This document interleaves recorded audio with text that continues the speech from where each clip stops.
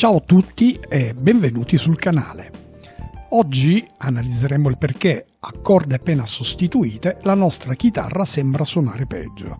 E no, non è la prima cosa che ci viene in mente, in realtà non c'entra il rodaggio, non è che le corde devono ammorbidirsi. Per questo, al limite, ci ritroveremo con un po' di accordature ballerine finché le corde non completano il loro processo di allungamento. No, il vero motivo è molto più profondo ed ha a che fare con ciò che succede allo strumento durante il cambio. Quando cambiamo le corde, anche solo una alla volta, in realtà stiamo togliendo e riassegnando carico al manico ed ogni volta il legno si muoverà e muovendosi il setup che avevamo perfettamente bilanciato in precedenza semplicemente non sarà più lo stesso. Tutti noi pensiamo che cambiare le corde migliori subito il suono. Corde nuove, suono più brillante, più sustain, più pulizia. Ed in parte è vero, ma solo per ciò che riguarda le corde.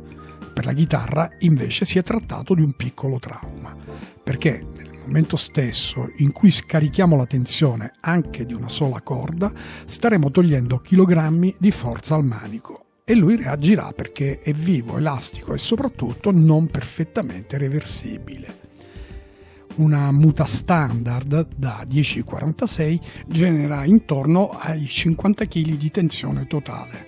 Quindi ogni volta che toglieremo una corda staremo modificando l'equilibrio di tutto il sistema. Il truss rod, che lavora in opposizione, si ritroverà improvvisamente senza la controspinta delle corde ed il manico, che subisce fortemente l'azione del truss rod, tenderà a raddrizzarsi o addirittura a flettersi all'indietro. Parliamo di differenza anche di un solo decimo di millimetro, ma la sensazione sotto le dita e sull'intonazione si sentirà e come. In pratica, se prima avevamo un relief perfetto di 0,25 mm, supponiamo, dopo il cambio corde potremmo ritrovarlo a 0,35, anche senza toccare nulla. Ecco perché spesso, dopo un cambio corde, abbiamo la sensazione che il manico è strano, che il bending non scorre come prima e che il sustain è calato. Semplicemente non sono le corde a suonare peggio, in realtà è la chitarra che non è più in assetto. Anche volendo minimizzare i cambiamenti, sostituendo le corde una alla volta, il manico si muoverebbe comunque.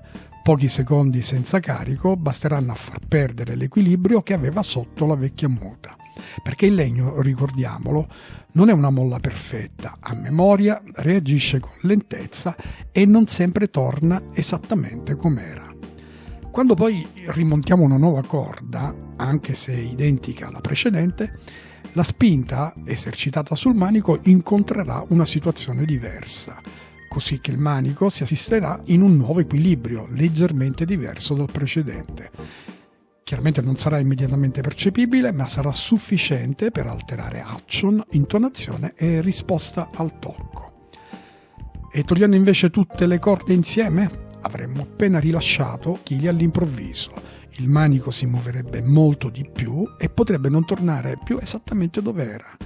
Ecco trovato il perché di quella sensazione di estraneità che proviamo nei confronti di una chitarra che in realtà conosciamo benissimo. Cosa succede all'ascolto? Il suono perderà consistenza, il sustain calerà, i bending risulteranno più duri o più molli e le note si spegneranno prima, con la chitarra che sembrerà stonare, anche se l'accordatore dice che è tutto perfetto. Queste considerazioni non sono psicoacustica, è solo meccanica applicata a uno strumento che vive di equilibrio tra legno, metalli e tensioni. La verità è che, ad ogni cambio corde, lo strumento richiederebbe un mini setup. Non serve un banco da liutaio, ma serve metodo. Dopo aver cambiato la muta, lasciamo che lo strumento si assesti per qualche ora, poi controlleremo relief, action ed intonazione. Si può fare da soli se si hanno gli strumenti giusti o farlo controllare da chi sa cosa sta misurando, ma non bisognerà mai dare per scontato che la chitarra rimanga com'era, solo perché le corde nuove sono identiche alle precedenti.